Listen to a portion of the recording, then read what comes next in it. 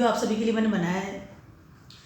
एक ऐसा योग है जिसके बारे में काफ़ी सारे लोग कंफ्यूज रहते हैं, डरे हुए रहते हैं, या उसकी वजह से बहुत ज़्यादा है ना कि अपनी लाइफ में बहुत एक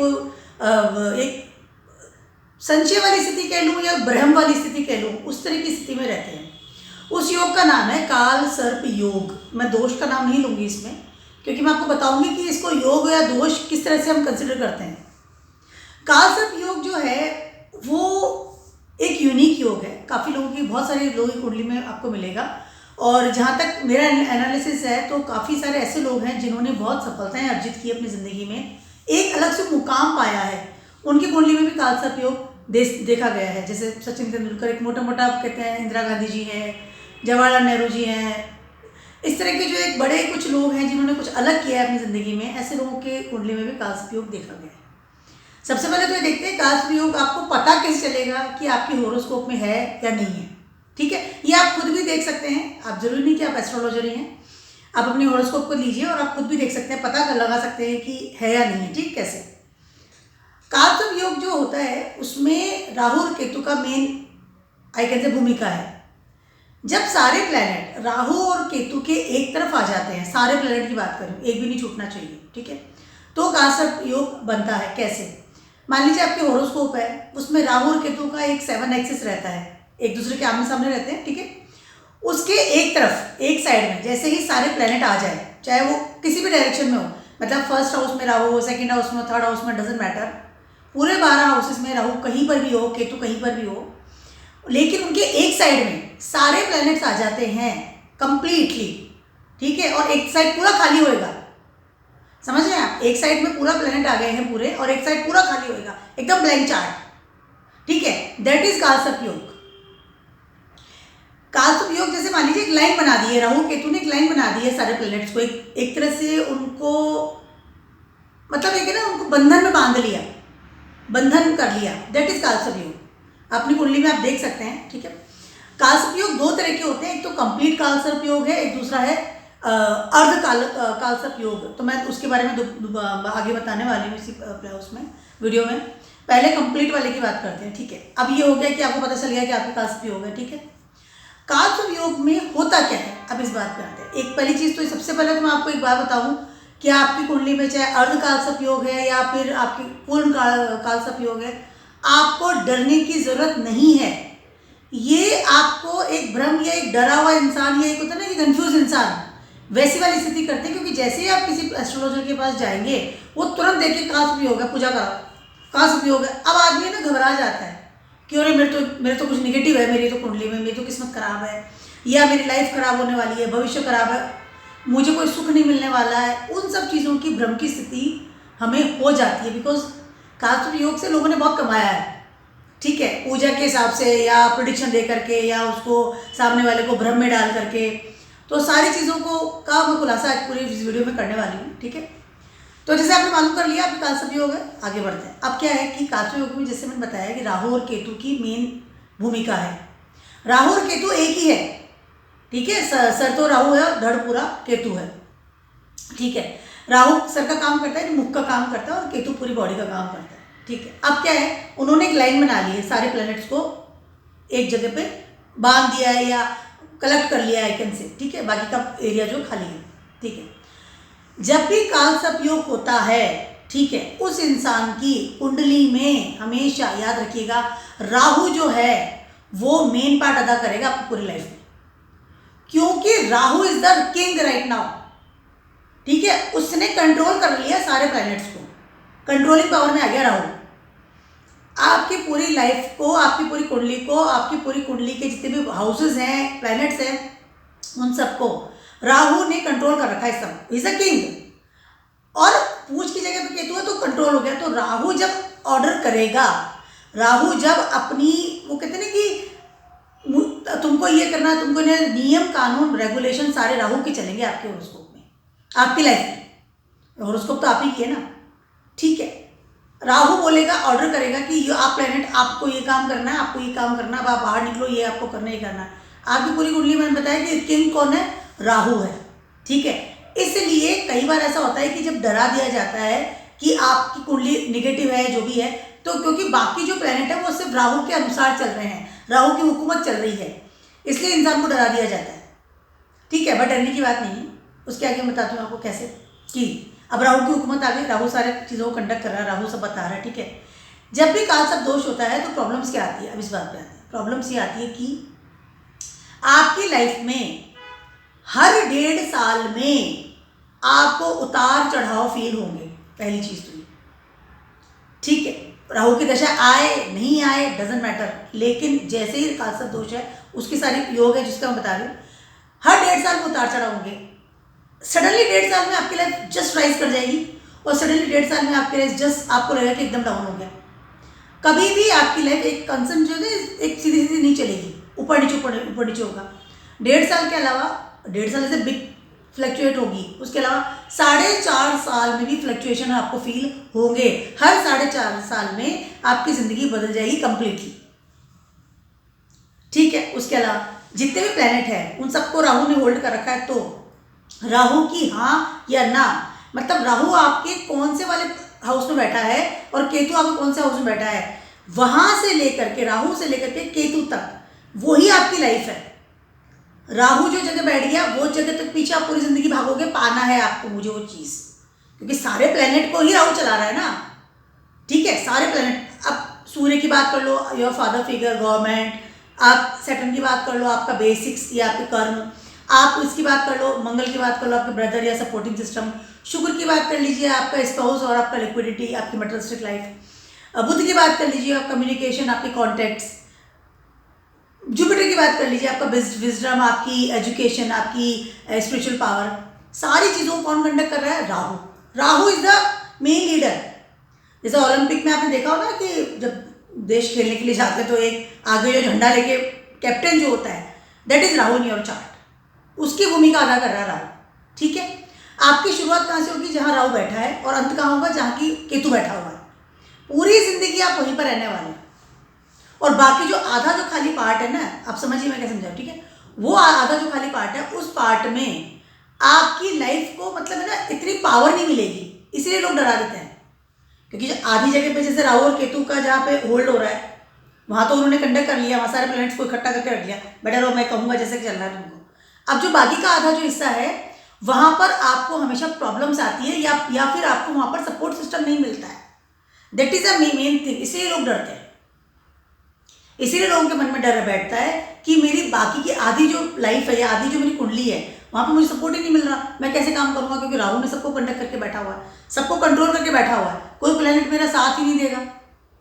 ठीक है, ये प्रॉब्लम्स आती है राहु और काल सर्प योग में। इसलिए लोग डरा देते हैं कि आपकी लाइफ तो कैसे करोगे, सपोर्ट ही नहीं है, ये अधूरा हो गया, लाइफ अधूरी जैसी फीलिंग भी आती है, बहुत ज़्यादा अधूरी जैसी फीलिंग आती है, इनकम्प्लीट लाइफ लगती है। पूरी ज़िंदगी आपको लगेगा कि I need something, but what I need वो हमें आंसर नहीं मिलता है।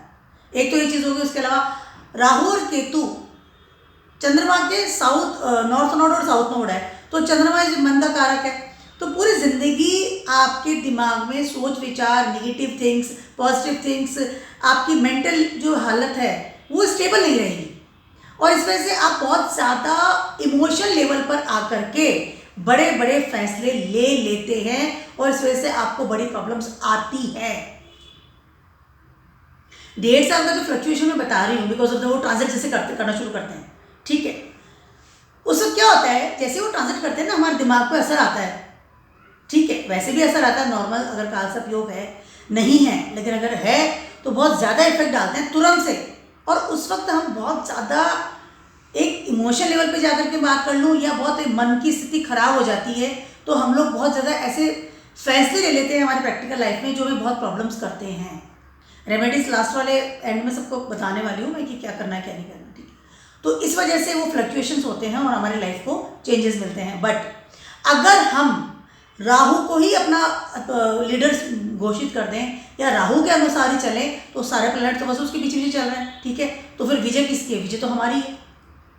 ठीक है, इसलिए इस वक्त क्या है, अगर आपके काल सर्प योग है आपकी कुंडली में, तो आपको राहु के अनुसार सोचना पड़ेगा, डीप थिंकिंग, स्टेबल, उसके अलावा अपनी सेंसेस को उजागर करना पड़ेगा। राहु सेंसेस का कारक होता है, चेहरा मुंह है ना एकदम दर्द से कटा हुआ, आंखें, आप क्या देख रहे हो, क्या नहीं देख रहे हो, आपको क्या देखना चाहिए, क्या नहीं देखना चाहिए, डीप थिंकिंग, गहराई में जाके देख सकते हैं। सुनना, कितनी गहरी चीज़ सुन सकते हैं, सही गलत का आपको अंदाज़ा हो जाएगा। स्मेल करना, यानी कि आपकी ऑरा कैसी आसपास की, कैसे लोग आपके आसपास घूम रहे हैं, कैसे लोग से आपका रिलेशन है। मुख, यानी कि बोलना, आप किस तरह से बोल रहे हैं, किससे बात कर रही हैं, आप क्या खा रहे हैं, इस तरह की सारी सेंसेस को आपको अलर्ट रखिए आप। पहली चीज़ तो ये। उसके अलावा राहु के अनुसार सोचिए।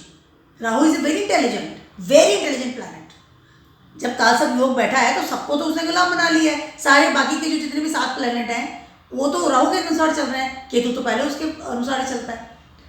आपका दिमाग, आपकी सोच विचार, आपकी लाइफ को आप राहु के अनुसार जब कर लेंगे तो कालसर्प योग के आप विजेता कहलाएंगे, यानी कि आप सारे प्लैनेट्स को हैंडल कर लेंगे और अपनी लाइफ को सेट कर सकते हैं। ठीक है, अब बात करते हैं दूसरे योग की, वो है अर्धकाल सर्प योग। ठीक है, अर्धकाल सर्प योग जो है उसमें क्या होता है कि आपको जब कभी भी राहु केतु जैसे एक साइड में हो गए वो सेम रहेगा, लेकिन एक प्लैनेट, सिंगल वन प्लैनेट की बात कर रही हूँ मैं, अगर बाहर चला जाए या फिर राहु या केतु के साथ उसी वाले घर में बैठ जाए, उसको कहते हैं अर्धकाल सर्प योग। ठीक है, समझ रहे हैं? या तो राहु के साथ उसके घर में बैठ गया, डिग्रीज की मैं इतनी गहरी बात नहीं बता पाऊंगी बिकॉज काफ़ी लोग नहीं समझते हैं डिग्रीज की बात में, तो बस आप ये देख लीजिए कि उस घर में बैठ गया या केतु के साथ बैठ गया। ठीक है, या फिर एक बाहर चला गया, ओनली वन सिंगल प्लैनेट। अगर 2 होंगे तो कालसर्प योग नहीं बनता है, बात समझिए। एक प्लैनेट ही असर करता है, बाकी 2-3 होंगे तो असर नहीं होगा, फिर आपको कालसर्प योग नहीं यहाँ पे पढ़ लेगा। ठीक है, तो it means that is Ardhkal सर्प योग। कई लोग कहते हैं ना आंशिक है, दैट इज आंशिक। ठीक है, डरने की यहाँ भी जरूरत नहीं है आपको। अब क्या, वही राहु का कंडक्ट चल रहा है, वही राहु का इसमें भी मेजोरिटी रहेगी, लेकिन जो एक प्लैनेट जो बाहर गया है, आप समझिए, जो वन प्लैनेट इधर तो राहु के साथ बैठ गया, केतु के साथ बैठ गया, बाहर चला गया। ठीक है, वो प्लैनेट आपकी लाइफ में क्या बदलाव लाएगा इसके बारे में बताने वाली हूँ। वो प्लैनेट, कोई भी प्लैनेट हो, वट एवर, 7 प्लैनेट्स में से कोई भी हो सकता है, सूर्य, चंद्रमा, आपका शनि, जुपिटर, मार्स, बुध, शुक्र, कोई भी हो सकता है। वो प्लैनेट आपकी लाइफ में बहुत ज़्यादा हाई लेवल पर प्रॉब्लम क्रिएट कर सकता है, क्योंकि क्या है कि जब ये मेजोरिटी यहाँ आ गई तो वो प्लैनेट आपके अगेंस्ट आपको लगेगा, या आपकी जो मेजोरिटी है उससे अगेंस्ट काम करेगा। वो प्लैनेट आपके कभी भी काम नहीं आएगा। उस प्लैनेट से रिलेटेड जो भी चीज़ें आपकी लाइफ में होगी वो या तो आपको निगेटिव इफेक्ट देगी और या फिर आपके अगेंस्ट रहेगा, मतलब वो न्यूट्रल वाली स्थिति भी करेगा। मान लीजिए मंगलवार है, एक फॉर एग्जाम्पल, ठीक है, अब जब भी आपको ज़रूरत पड़ेगी आपके ब्रदर्स की या आपके फ्रेंड सर्कल की, सपोर्टिंग सिस्टम की, आपको काम नहीं आएगा। आप कितने फ़ोन कर लो वो फ़ोन नहीं उठाएगा। शुक्र है, आपका स्पाउस आपको सपोर्ट नहीं करेगा। शनि है, आपके सर्वेंट या आपके जो लेबर क्लास है आपको सपोर्ट नहीं करेगी, परेशानी होगी, जॉब में परेशानी होगी आपको हमेशा। अगर सैटर्न बाहर है, सैटर्न राहु या केतु के साथ बैठ गया, ध्यान रखिए इस चीज़ को, आपकी जॉब टिकेगी नहीं, टिक ही नहीं सकती। आप 2 महीने ज़्यादा, 3 महीने ज़्यादा जॉब ही नहीं कर पाए, क्योंकि सैटर्न आपको सपोर्ट ही नहीं कर रहा है, क्योंकि वो तो राहु केतु से बाहर निकल गया है, मतलब आपके कालसर्प योग से बाहर निकल गया है। वो अपनी चला रहा है, उसकी अलग हुकूमत चालू हो जाएगी। जुपिटर है, आपके एजुकेशन काम नहीं आएगी, आपकी विजडम काम नहीं आएगी, आपका एक होता है ना लक काम नहीं आएगा। उसके अलावा आपके जो भी गुरुजन हैं वहाँ से आपको सही इन्फ्लुएंस ही नहीं मिलेगा, या आई कैन से एडवाइस सही नहीं मिलेगी, या आई कैन से कि आपको सही गुरु ही नहीं मिलेंगे आपके लाइफ में। मिलेंगे तो भी आपको गलत राय बताएंगे।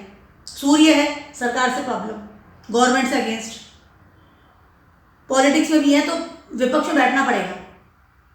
चंद्रमा है, माता से अलगाव, कोई भी प्लैनेट बाहर बैठ गया। बुध है, फ्रेंड सर्कल, कम्युनिकेशंस, अकेलापन, ठीक है, कॉन्टैक्ट्स, निगेटिव लोगों के साथ कॉन्टैक्ट्स होंगे, वो आएंगे आपको परेशानी करेंगे, सपोर्ट सिस्टम मिलने वाला नहीं वहां। कोई भी प्लैनेट, वट एवर प्लैनेट बाहर बैठा है या उनके साथ बैठ गया है, वो प्लैनेट आपको साथ नहीं देगा। पहली चीज़ है ये, this is very bad for the Kaalsarp yog. अर्ध वालों की साथ प्रॉब्लम आती है, पर हमें करना क्या है, हमें फिर राहु के अनुसार ही चलना पड़ेगा। और वो जो प्लैनेट है उसके ऊपर आई कैन से कि भरोसा कर लेना या उसके ऊपर कुछ जिम्मेदारी डाल लेना, उसको आपको कम करना पड़ेगा। मतलब आपको लगेगा कि ये जो प्लैनेट है ना, ये मुझे या तो परेशान ही करेगा, या इसकी अगर एनर्जी मुझे आएगी ना तो मुझे निगेटिव एनर्जी मुझे देगा, पॉजिटिव एनर्जी नहीं देगा, क्योंकि वो उस चक्रा से बाहर चला गया है। चाहे कितने डिग्री में भी चला जाए या जस्ट बाहर चला जाए तो प्रॉब्लम करेगा। ठीक है, ये है आपका आंशिक या अर्धकाल सर्प योग। ये दो मैंने आपको बताया है, पूर्ण का और अर्ध का। अब मैं आपको बताने वाली हूँ कि रेमेडीज क्या है इसकी। ठीक है, दोनों की रेमेडीज क्या है। अर्ध वाले की मैंने बताई कि जो प्लैनेट बाहर गया है उसके ऊपर आपको बिलीव नहीं करना है, या फिर उसके भरोसे कोई काम आपको नहीं करना है कि आपकी संकट में वो आके खड़ा हो जाएगा, नहीं होगा वो इंसान, पहले बता दूंगा। ठीक है, अब आपको रेमेडीज बताने वाली हूँ। पहले ऑलरेडी जो रेमेडीज मैंने थोड़ी बताई है, अब प्रॉपर रेमेडीज बताने वाली हूँ कि आपको करना क्या है। सबसे पहले आपको राहु को ही अपना विजेता या किंग घोषित करना है, जो मैंने आपको पहले बताया। ठीक है, उसके अलावा राहु के अनुसार सोचना है। राहु जिस घर में बैठा हुआ है उस घर को ही आपको स्ट्रॉन्ग बनाना है। जब लीडर स्ट्रॉन्ग होता है फ्रेंड्स, तो आप ऑटोमेटिकली आपकी जो सारी जो पलटन है या आपकी जो सारी कैन से फौज है वो सब स्ट्रॉन्ग हो जाएगी। अगर लीडर को आप कमज़ोर कर रहे हैं, कई लोग होते हैं ना काल सब योग है, कुछ जो मिथ होते हैं, मैं थोड़ा एक बार मिथ के बारे में बताऊंगी कि लोग काल सब योग की जो पावर है उसको बहुत ज़्यादा कम कर लेते हैं बिकॉज ऑफ द फॉल्ट काउंसलेशन। मतलब काउंसलिंग जो है उनको फॉल्ट मिल जाती है या रेमेडीज उनको फॉल्ट मिल जाती है। ठीक है, या किसी भी पंडित के पास आप चले जाइए, किसी भी के पास चले जाइए और आप उसको जाके बोलिए कुंडली दिखा दिए आपके पास, आपके आंशिक है या पूर्ण है। ठीक है, वो जाकर के आपको कोई रेमेडी बताता है और आप आंख बंद करके उस रेमेडी को कर लेते हैं। उस वजह से आपकी लाइफ खराब ही होती है, क्योंकि रेमेडीज करने का भी एक तरीका है। रेमेडीज करनी है नहीं करनी है, दैट इज़ वेरी इंपॉर्टेंट, और किस लेवल पर करनी है, ज़रूरत है नहीं ज़रूरत है। आंख बंद करके रेमेडीज के पीछे नहीं भागना है आपको। काल सर्प योग की मैं स्पेशली बात बता रही हूँ आपको, अदरवाइज आप खुद अपनी लाइफ खराब करते हैं। That is very important. मैंने बहुत लोगों को देखा है कि काल सर्प योग है तो आपको नारियल को बहाना है पानी में।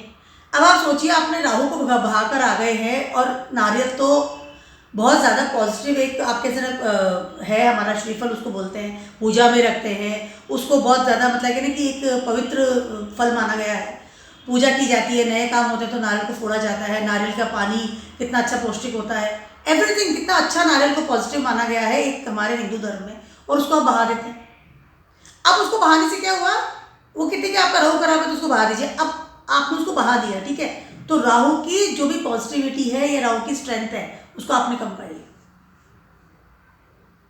अब आपकी जो कुंडली का जो मेन नेता था या मेन जो आई कैन से क्या कह सकते हैं उसको, हेड जो था, उसी को आपने जब बहा दिया पानी में, पानी मतलब बहा दिया, खत्म हो गया वो। ठीक है, तो उसके बाद आपके जो प्लैनेट्स हैं वो तो इधर उधर भागेंगे और वो आपको आपसे कंडक्ट ही नहीं होंगे, रिलेशनशिप भी आपके खराब हो सकते हैं, आपकी सारी आई कैन से ऊर्जा खराब होएगी, आपकी जितनी भी पावर है वो खराब होएगी, आपकी लिक्विडिटी में प्रॉब्लम आएगी, आपकी जॉब में प्रॉब्लम्स आएगी, बिकॉज आपकी रेमेडीज वॉज रॉन्ग।